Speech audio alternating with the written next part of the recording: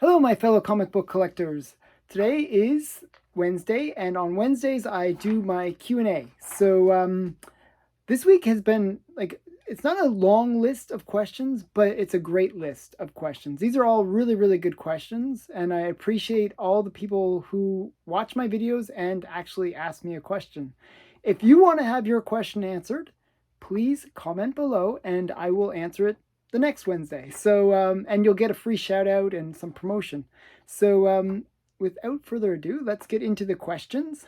Um, Gontiqua, I'm totally brutalizing this one. OG, he writes, my question to you is this: what furthers your hunt in Golden and Silver Age comics? You must be past nostalgia. Is it value? Is it just to have something to collect? I want to know. I feel like my collection is done in a lot of ways. So this is one of those things actually I experienced this too where I feel like, "Oh, I'm done. I got the big keys that I wanted and I'm done." And then I find some more books that I end up buying. Um with me, the thing that drives me is kind of maybe the thrill of the chase a bit. Uh, there are certain collections that I'm really, really focused on. I love history, so I got really into the Seduction and Innocent and collecting all the books from the Seduction and Innocent. And I got into collecting Wonder Woman. I got into. So originally, one of the things that happens with me is like, I'll start out with a small goal. I'll say, okay, I want to get, maybe 1 through 20, or maybe just the keys from a certain collection. And then I'm like, okay, maybe I'll get the ones that fill in those keys, like in between issues. And so it ends up like I just collect more and more. Like I almost feel like somebody has to stop me sometimes from collecting because I really do enjoy getting all the different books. And a lot of the time I get hooked on artists as well. So lately I've been into Dave Stevens and collecting all of his art. Actually pretty close to completing that collection, and I'm going to do a video spotlighting Dave Stevens once I finish that collection. Um, so there's a lot of things that drive me, um, especially with the Golden Age. And the reason why the Golden Age and Silver Age kind of excite me the most is it's sort of like that treasure hunt, where you find books that are really obscure, almost forgotten pieces of history, and I really like that. And I also like the way things were done back then, the style. There's sort of a like cooler way of doing things that they did back then. The pre-code stuff especially is really great because they were just doing whatever they thought was cool. They didn't really have the restrictions that came out later, and it was really kind of a cool time. So I really enjoy those books. Some of the pre-code horror is pretty great, and I really like the good girl art. The '40s had that sort of style that maybe is sort of lost to this generation, where you got just this really innocent time period where it's a little bit formal and yet seductive. They would be like, showing a bit of leg, a little bit of skin, but at the same time maintaining that good girl element, that innocence, which I kind of like. So I I kind of fall in love with different comics and I collect based on that. So I don't know when I'm going to stop with my collection. I just keep on collecting stuff. And there's always seems to be something new that I'm really interested in. So I don't know. I can't really recommend how to collect. If you feel like you've gotten the books that you want, that's good. I mean, that's actually great. I wish I could be at that point in some ways because I feel like there's always that other book that I'd like to get. And my list always grows. My want list is growing instead of shrinking. Um, so yeah, that's that's my answer to that question. Now the next one is kind of funny because the guy actually, because I always brutalize everyone's name. I always mispronounce, like, even like famous artists. I brutalize their names. So he actually shows me how to pronounce his name. So it's Lai Shura, Richard Lai Shura, writes, what do you think about the flood of variant covers available today? Do you really consider them a good investment when compared to older books that are still being discovered from the 40s and 60s? Do you have an email address of all do you have an email address for all of us who don't dabble in social media? I do have an email address, and I'm going to give out my email address. So it's very simple, actually. It's just comiccollectorgeek@gmail.com. So anyone that wants to write to me, they can write to me at that email address, and I'm pretty good about responding. But to get to his first part of his question about these variant covers. Now, for the most part, variant covers don't really hold value. I don't believe. There are some that are exceptions, but a lot of them don't hold their value. So when they come out and you pay like 5 times ratio or something like that, and usually it's not a good investment. Like I've seen like variant covers, like pretty expensive variant covers, and a few months after they were kind of like hot for a minute, they become very cheap. I'm actually going to show you a whole bunch of variant covers right now. I basically gathered a lot of my ones that I liked. And I want to show you some of the differences in variant covers, if that makes sense. But to answer directly his question, I actually would say if you had a choice between like a really, really expensive variant cover or some Golden Age classic book, I'd go with the Golden Age classic book. Because that variant cover, it doesn't to me hold the value that a Golden Age book would. So that would be my answer on that one. But I'm going to show you a bunch of different variations of comics and what I've noticed as sort of a new trend with comics. So the first trend that I want to show you is it's not really a variant, but it is a variant, if that makes any sense to you. And this is like the multiple printing. So we got like first prints, second prints, third prints, and often like when the comic is released the next month or within even maybe a couple of weeks, there's a new printing. And it just seems like there's an endless supply of new prints. And often they'll put new covers. So this is one that I actually bought. I don't generally like the multi-printed comics. So this is like a fourth print. Like really like, but it just happens that this fourth print had something kind of cool about it. This is the fourth print with the 3 Jokers. So, it's DC Universe Rebirth #1 from 2016. It just happened to have that new, some new thing on the cover. So often these kind of variants, these are kind of a printing variant. Okay, so I want to give like the different types of variants. So this is the first type of variant, which is the multiple printing, where they just do some difference in the cover. Another type of variant is this one, and it even says variant edition. And it's just like some, they get some really great artist. Who did the cover? Ryan Brown cover. Okay, this is just a really great Spider-Man symbiote cover. Just a really great one. Spider-Man #1, symbiote Spider-Man #1. It's just a really great cover. I'm trying to avoid the glare so you don't see all the glare. But it's just a really great cover. And this is something that you'll see where they'll do these like very exclusive ones. These are like an exclusive variant. And another example of an exclusive variant is this one. Greg Horn did this one. This is like this actually has gone up in value since I bought it. I paid $15. I think it's now like a $50 or $60 comic, maybe more. And it's like a Greg Horn variant. And these are exclusive variants where they might only have like 250 or 500 printed. So that's kind of some of the variants. And then I'll show you some more of those. There's another one. This is an exclusive variant. I think it had a 250 or 500 print size.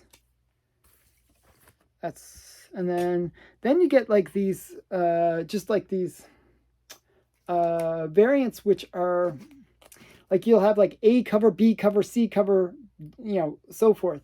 Well, this is H cover of Deja Thoris #1.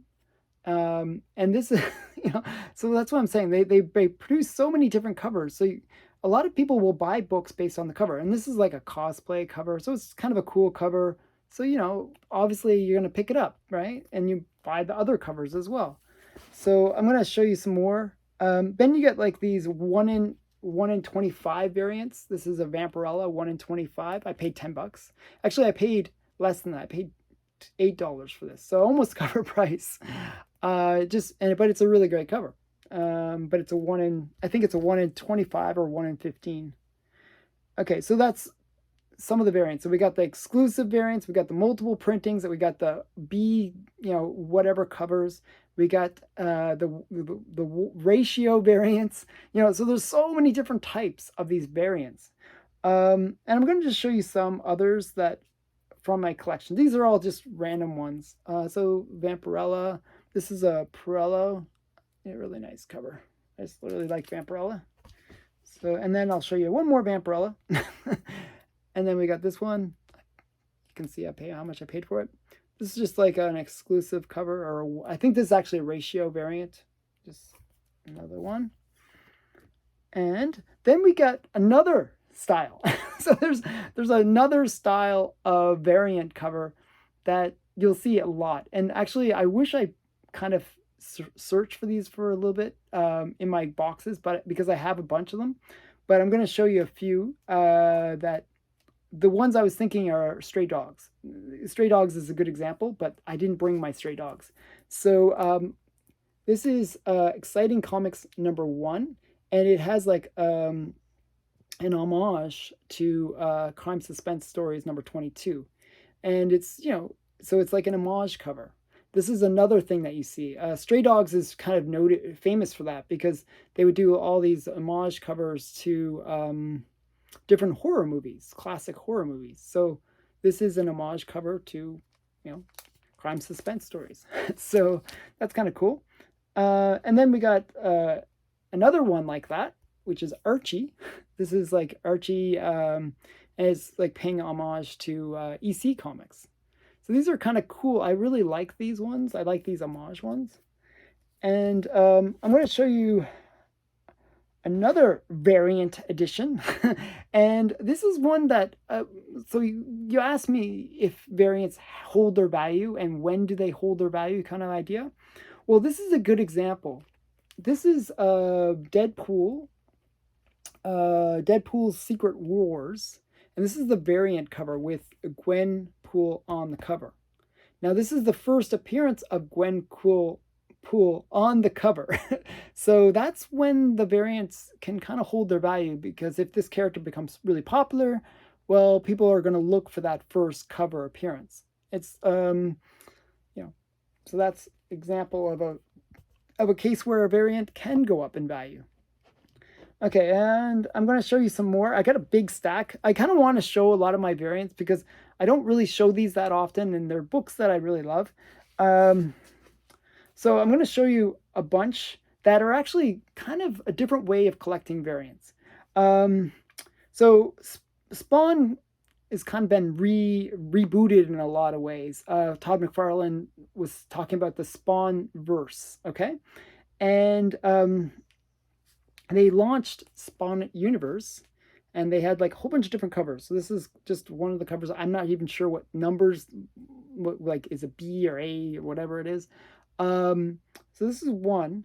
I thought it was a really sexy cover. I only got 2 of these, but I also got the Gunslinger one, where it's just a really great character and a really great cover. So a lot of these ones that people will say, oh, I really like that particular cover, will generally hold their value more than the ones that are just some random B or variant cover. Another example of that is Joker number 5 with a nice punchline cover. And I'm going to show you some more. Then we got a cosplay cover for Vampirella. This is Vampirella number 3 from 2017. And then there's like ones where it's like an artist, like so there's just so many types of variants. Okay, so this is a type of variant where it's a particular artist that just happens to always do the B cover or C cover or whatever it is. And I'm going to show you a few of those. And it was in the Catwoman line that this is really, really seen. So we got this, which is, I think it's Jenny Friesen cover. And I think not all of these are Jenny Friesen's, but most of them are. So just another Catwoman. And these Catwomans are quite nice. I really like Jenny Friesen's art. And so people will pick up these kind of variant covers because of the artist. And that's a very common thing where they'll just have this one artist do like a whole bunch of these variant covers. I really like her work. It gets a little repetitive in this series, I find, but here's another one. This one's really, I like the colors. They're very stunning.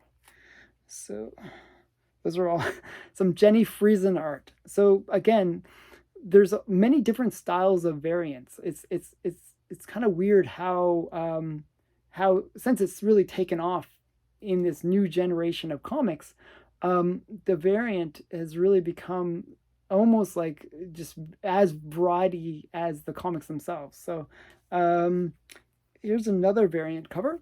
This is just like an alternate cover for Deceased number 6. I really like it. It's got that sexy bubblegum blowing and, you know, sexy Miss Marvel on it. And then we got another type of variant that's really becoming common. I actually should have brought my Bettie Pages, because this would be a good example would be Bettie Page.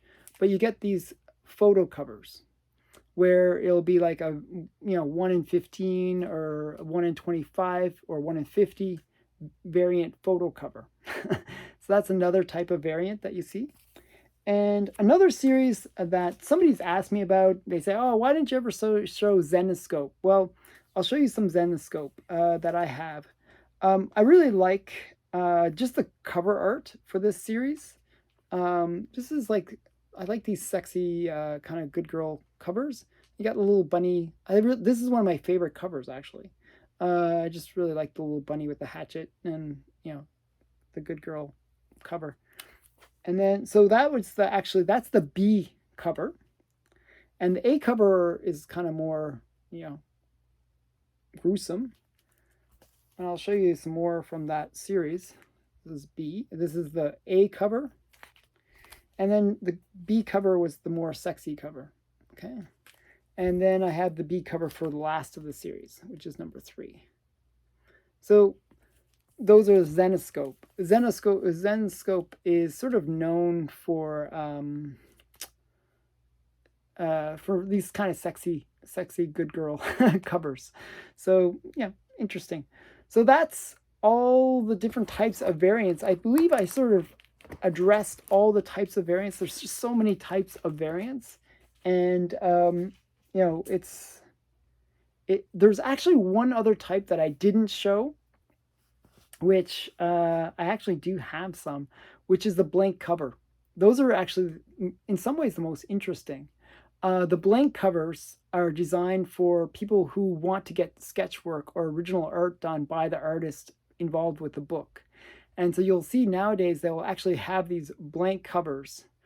Another type of variant, like there's just so many types of variants.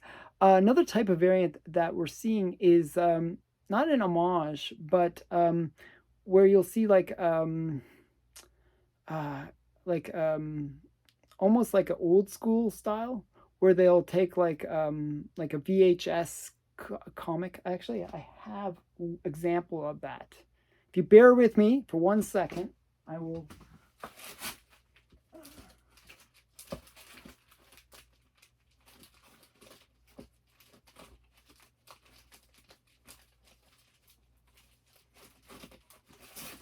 Okay, so I had to, there's a box behind me, and I just wanted to show you that type of variant, where they do this kind of, almost an homage cover, but kind of to like, to a game or VHS or these kind of like style, like where it's like, it looks like a box cover for old VHS tape. And that's another type of variant cover that we're seeing a lot of nowadays. So I just figured I'd show that really quickly. So those are all the different types of variants that I can think of. But do they hold value? Well, it really depends on what collectors see as being valuable and how rare they are. I've seen a lot of these end up in the dollar bins later. So take that with... So I hope you enjoyed that part. As I said, this is going to be a pretty long video because there's some really great questions in here. Okay, so the next question. So that's enough with variants. Rocket Fighter 8 asked, what major keys do you really regret losing because you were the second highest bidder? Well, there's been a bunch. One of the comics that I've been really, really chasing, and it's a comic that I really love the cover for, is Wonder Comics number 15. It's a Golden Age comic, Alex Schomburg cover, and it's one of these covers where it's like the girl's kind of like just like a small girl, like a miniaturized girl, and she's like in a precarious situation. And it's bondage. It's just a really great cover. And I'm always like either the second highest bid or, somebody just outbids me at the last second. I've lost that 4 times so far in auction. So that was a really big one. Another big one that I lost was Sensation Comics number 1, which I ended up getting later. Fantastic Four number 5. I've lost that so many times, and I was like always so sad not to get it. There's been ones like, there's just so many comics that I've lost in auction. One of the ones that really made me upset, and it's kind of like really one that I feel like I'm never going to get as a result of losing the auction, was Marvel Family number 1. I had a chance to get it for about $2,000 for like a 2030 range. Like it was like a reasonable copy. And now it's like a $6,000 to $8,000 book in that same grade. So it's like, you really kick yourself when somebody outbids you at the last second. There's been other books, like there's been a few SOTI books as well that I missed out, like, and I bid like reasonable, and I just missed out. Another one that I really regret not getting because I've only seen it once on auction is Zombie Tramp number 3. It's not something that most people collect, but what happened was actually it was crazy. It was on eBay, and it was like, it was like $100 or something like that. That's what the bid was. And it was going up. You could see it going past that, and it was going to 300. Okay, so what I did was I bid some crazy amount. I bid $1,000 because I thought that nobody would bid that high, and I would secure the book. I just at the last second I bid that. I bid $1,000, maybe last 1 to 2 seconds. It was really at the end, and I thought, okay, I'm gonna nab it, get it for whatever it is under that 1,000 mark because that's a pretty high price. It sold for $1,400. I was like, what the heck? It just went way past what I expected. And yeah, so I missed out on it. And it was a book that as I said, I only saw once on auction. There's less than 10 on the census. It's a really rare book. And it's one that I always wanted in my collection because it's the only one I'm missing from having the very complete collection of Zombie Tramp, which is something not many people collect, but I really like Zombie Tramp. If you're not familiar with Zombie Tramp, here is the very first issue. I just love it. I have it always in front of me, so it's like something I always look at, Zombie Tramp.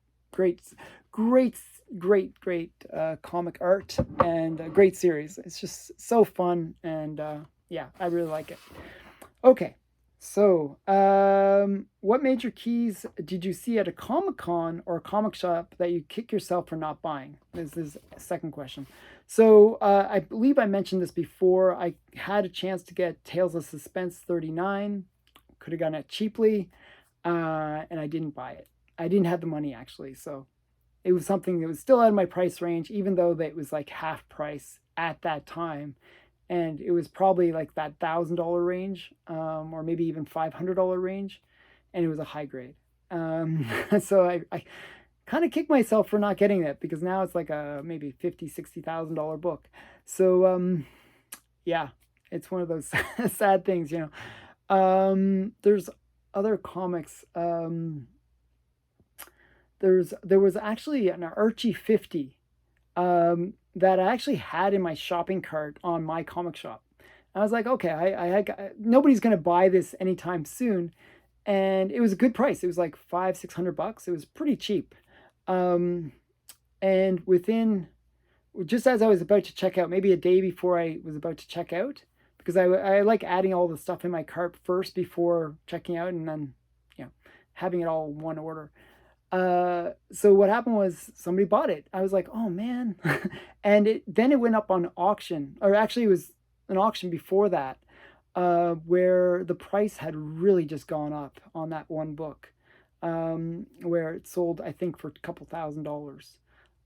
I had the same experience with a Blue Beetle, where Blue Beetle number 54, the one that's right behind me, it had just sort of hit a spike as well, where all of a sudden somebody put it up on auction and the prices tripled overnight. It was like crazy. So I feel like I missed out on that one. And, you know, that's, yeah. As a comic buyer, there's always going to be the FOMO, that where you overpay for stuff or, you know, try to buy everything. But there's also that reverse situation where you don't get those really great comics that you really wish you could have gotten. So those are some of my stories about that. The next question is from EPK Comics. So EPK Comics, new person. I haven't seen this channel before. Okay, so I've been with you for almost 5 months. It's the first time I'm seeing his comment. Or so, and have gotten to see a lot and have seen a lot of your books and convos. So, with that said, I'd like to see you do a top 25 or favorite modern books. What are you into now? Reading covers you like, books you look out for. Who knows? Maybe one of us will have one. I think it'd be cool outside of your normal box of books. Also, more lengthy videos would be okay. It's nice to tune into something and really get into it with an attention span. Anyways, keep going, man. You're doing great. So, a bit of a comment more than a question. But I just wanted to respond to that because I actually am planning to do a top 25 modern comics in my collection. And also, I'm going to divide it into 2 videos where I'll do top 25 books that I love to read and top 25 books that I love just for the art, those cover art. And I'm going to do that in a video or a couple videos in the future. So that's something I plan to record actually this coming up weekend. But it's going to involve a lot of digging through boxes. So that's something that I have to kind of spend a couple hours just to prepare because it's just finding the books. But it is something that I plan to do. So stay tuned for that, and that will be a huge video, because it's 25 books for each video. So yeah, that's something I plan to do. I actually want to get into spotlighting some modern books and artists and writers, because I believe that there's a lot of these talented artists that are kind of overlooked, I should say. So So yeah, I kind of wanted to get into that, but I'll do that in the future. So stay tuned for that. Okay, the next one is from Kiwi. If you could kill one hero that you absolutely hate, who would it be? Okay, so this is kind of a weird question. Like, it's almost like who would you kill just to get rid of that character? So that's the way I interpret it. So there are some characters that I don't like.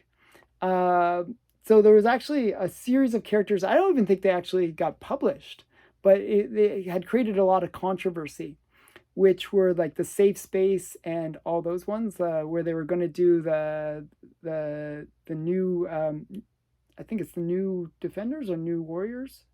Um, and they were gonna, have like these really lame characters. I would, have some kind of situation like almost Robot Chicken style where they get killed on like some kind of horrible way. um, you know, I think that would be kind of funny. Or, they have some situation where they just like act all superhero like and they just get stomped by some super powerful villain. Um, so yeah, that would be those ones. But a character that I really don't like, and maybe it's because of the actress that plays her more than the actual character, is Captain Marvel. I really didn't like Captain Marvel in terms of her character. Even though I thought the movie was so-so, I give it like maybe a 5 or 6 out of 10. Um, because I like, I like Samuel Jackson a lot. So yeah. So the thing was, Captain Marvel kind of annoys me because she's one of these ultra super powerful, like you know, she shows up and solves the whole problem within seconds. Instead of feeling like there's any kind of tension between the potential bad guy and her. Like I feel like she's just so overpowered that there's just no thing of interest there. I almost feel that way about Superman too, you know. But at least I find that Superman has an interesting character on the side with Clark Kent. He's got that side character where he kind of is humble. Whereas Captain Marvel, and especially the way Brie Larson played her, has no humility and almost like a really obnoxious arrogance to her. So I really don't like Captain Marvel as a character. And yeah, so I'd like to see her get beaten, and in the most funny way, like something like the patriarchy beats her up or something like, or some like male character. Just because it's Brie Larson. Maybe white male character. I should probably edit that out. But yeah. So the thing is, yeah, it's Captain Marvel would be my choice for that question. Okay. So the next question and the last question is from John Gabriel. Just a bit of fun. It's let's have a what if a scenario. Sorry. If you showed the famous hanged man comic cover, and that's this one. This is the very famous one that was kind of involved with the Seduction of the Innocent. It was mentioned in the Seduction of the Innocent. It's one that people said, "Hey, this is pretty horrible to show to kids." So that was the book that he's referring to. Let's take a point in. So he's making a what if situation. Let's take that as a point where our own universe and the new what if universe diverge. So this is a what if situation. What if, in that what if universe, let's imagine that there is no Senate committee, no Wortham, and no comic code. So two questions that come out of that. Would comics have continued getting more and more graphically violent? Would there have been a general public backlash against comics in the 60s or 70s instead of the 50s?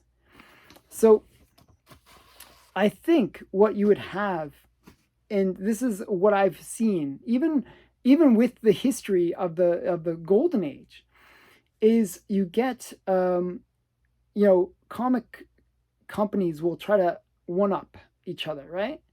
And they'll make more and more gruesome covers as a result. But there is a point when it becomes too much and it becomes kind of boring in a way. It sounds weird. You get these really crazy covers, and then all of it becomes kind of boring because it is that one-upmanship. And what ends up happening is you'll get new genres forming where people will say, I'm a little bit sick of all these kind of gruesome things that are kind of depressing in a way because it's just so gruesome and gory. And you'll get new genres forming where people will say, I kind of want something a little bit more fun, a little bit more lighthearted. And you'll get that where the market, the comic buyers, will actually move comics a different way. But you'll still get a series of a line of comics that will maintain that gore and maybe even get more gory. And but the comic market itself will demand some variety. It's kind of the concept that if you have like all mountains then and no plains, well then it looks flat because everything is just a mountain. Well, that's kind of what happens if you make these really, really extreme comics and you have nothing to compare to them. Where you have maybe some Disney ones or something that's a little bit more lighthearted to bounce off that. It'll just become boring. It'll look flat. So I think that's what would have happened. There would have been this natural tendency in the market itself to want something different. People get bored with things. People are very interesting. I love humans my favorite animal is the human because we are very interesting in the way that we get bored. We get very bored with seeing the same stuff over and over again. That's why if you look at horror movies, I love horror movies. You look at horror movies from the 50s, and they were like these kind of very slow moving and suspense building movies. And then you look at the 50s and it's more monsters and kind of like typical like Creature of the Black Lagoon and like these alien stuff. And then that got boring. And then you got like the 60s, which is more Hitchcock and the suspense. And then you got the 70s, which is the Stephen King's, the Shining, was kind of moving into the 80s. and then the 80s it's more the gore and like and then you get like different things as the market changes and people's interests change. And then you get sort of like almost like when the gore became too much, you actually get people getting just sick of it, and horror actually stopped for a while. It wasn't that that some comic code authority had come into play and blocked horror movies from being created. It was just that people got bored of it. It's just too much and it gets boring. So now we see is almost a resurgence in horror where it's back to that old 50s style. Like if we watch The Conjuring or Annabelle, all those kind of movies, it's back into that sort of slow moving build up kind of horror. Okay. And that happens like where you get these different styles and people get bored of it and they want something new. So I really think that that's what would have happened. So if we sort of stuck to our guns, stuck with our guns in terms of allowing for free speech and not, that going against all these Worthams and all these people that just don't get it, that they don't get that free speech is essential for a creative process, for even the development of, these kind of changes within the industry.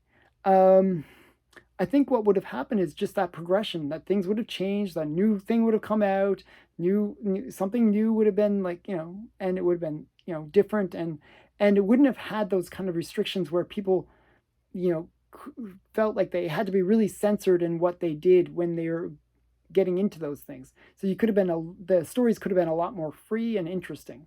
And I think that would have been a much healthier result in that alternate universe where, what would have happened is, sure, the comics would have gotten more gruesome, but then you would get that shift where it'd go back to maybe something a little bit more innocent. So I think that's what would have happened personally. And that we've seen that is, and that's why I point out the horror story, the horror thing is we've seen that in history where that's what happens. Um, you know, we have a tendency of wanting to control the market, and it's sort of a fool's game. The comic code was really a very foolish idea that that you could control the market and control what people wanted to see. And it doesn't work that way. People want to see what they want to see. And, they won't always want to see the same thing. So you got to kind of let that happen. And all the Comic Code Authority did is really delay people getting to see the things that they wanted to see. And it's kind of sad that we had that delay, and it really did kill the comic industry in general. If you look at Asia, where they didn't have this authoritarian kind of comic code authority, the books are much more interesting. That's why Japanese animation is so great, because they have that freedom. And they do show some pretty crazy things on Japanese animation, but they also always base their stories within some kind of moral framework. And I think that's ultimately what people want. The story might be as gruesome and gory and crazy as you might, some of these, like this cover, pretty gory. You see his neck's broken and stuff. It's pretty gory. But the stories inside might still have that moral framework, where people will want, like, a good story will have that kind of moral framework that is always there. It's always present. The character has to be redeeming, or the character has to be likable. And if you focus just on sheer gore, you never get the character development that you need in order to really have people like embrace those characters. So I think that's what would have happened. I think there would be this natural kind of evolution, and people would want to see characters that they appeal to them. So I hope that was a good answer. What do you think? How would you have answered these questions? I'd love to hear other people's viewpoints on these questions. And what do you think of these Q&A videos? I really appreciate that people watch my channel. I'm really trying to grow the channel, and anything that you can do to help me, I want to help the comic community in return. So I will shout you out. I will comment. I will do whatever it takes to make this community grow, because I love comics. So thanks again for watching. Please check me out on Instagram and subscribe to the channel. Thanks again.